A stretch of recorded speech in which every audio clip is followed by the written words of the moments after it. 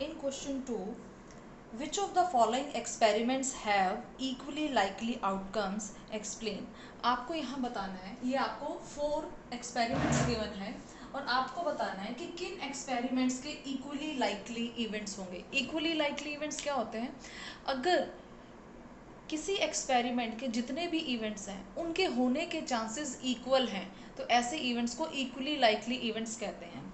For example, आप coin toss करते हैं, उसमें 2 इवेंट है, हेड एंड टेल, दोनों के आने के चांसेस इक्वल हैं तो हेड एंड टेल दोनों इक्वली लाइकली इवेंट्स हैं. लूडो की डाई ले लीजिए, 6 नंबर हैं, 6 के 6 नंबर्स के आने के चांसेस इक्वल हैं, 1/6 1/6, सो वो भी इक्वली लाइकली इवेंट्स हैं. तो इसी तरह यहाँ आपको बताना है कि इन एक्सपेरिमेंट में किन एक्सपेरिमेंट्स के इवेंट इक्वली लाइकली होंगे. पहला एक्सपेरिमेंट है, a driver attempts to start a car, the car starts और डजंट स्टार्ट.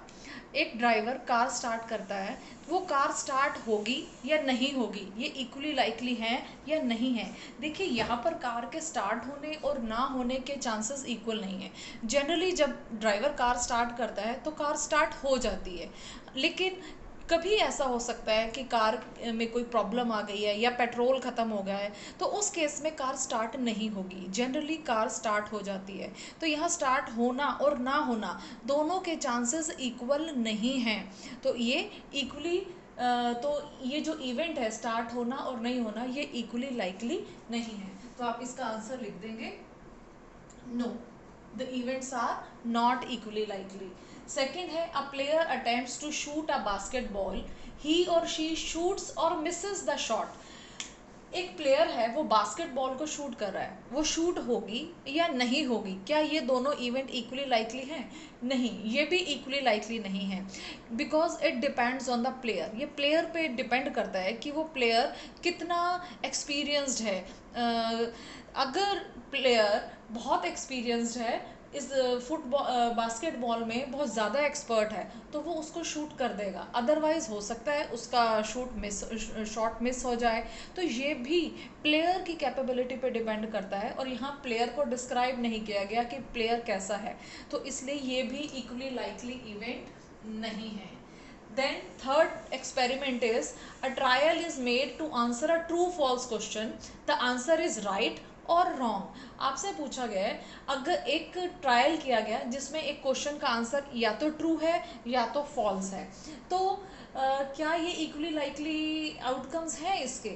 तो सपोज आप एक क्वेश्चन अटैम्प्ट कर रहे हैं, आपको उस क्वेश्चन का आंसर नहीं पता. अगर आप ट्रू अटैम्प्ट करते हैं तो 2 पॉसिबिलिटी हो सकती है, या तो आपका आंसर राइट है या तो आपका आंसर रॉन्ग है.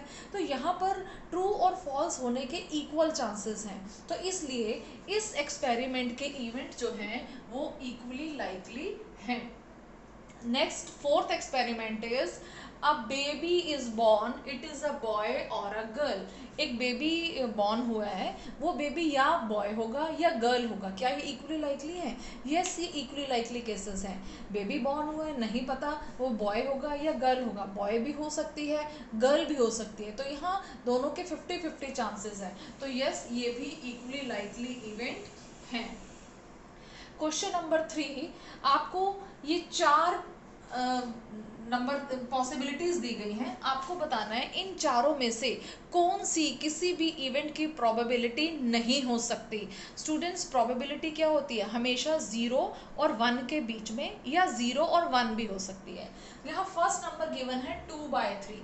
अगर आप 2 को 3 से डिवाइड करेंगे you will get 0.666 and so on. तो जो 0.6 है ये 0 और 1 के बीच में आता है, तो यस, ये किसी भी इवेंट की प्रोबेबिलिटी हो सकता है. देन 15%. का मतलब क्या है? 15/100 यानी कि 0.15. तो ये भी प्रोबेबिलिटी हो सकता है क्योंकि ये नंबर भी 0 और 1 के बीच में है.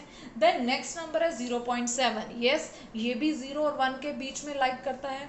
यहाँ ये जो सेकेंड ऑप्शन है -1.5 यानी कि 0 से भी कम, ये 0 से कम है, लेकिन प्रोबेबिलिटी हमेशा 0 से बड़ी होती है या 0 के इक्वल होती है, 0 से लेस नहीं हो सकती. तो yes, -1.5 can not be the probability of any event.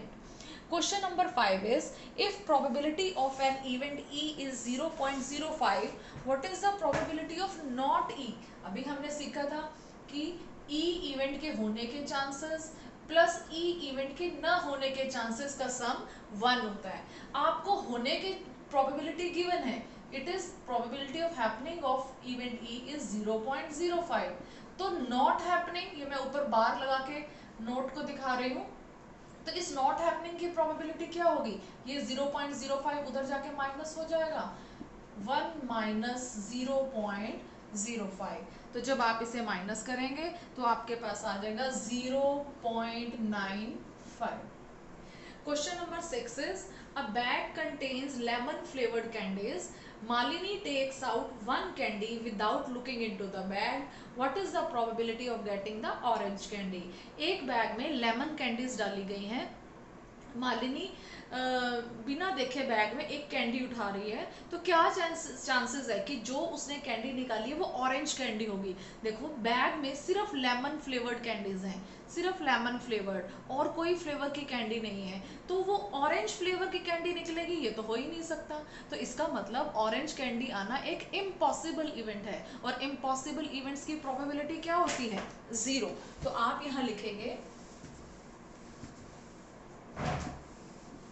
probability of orange candy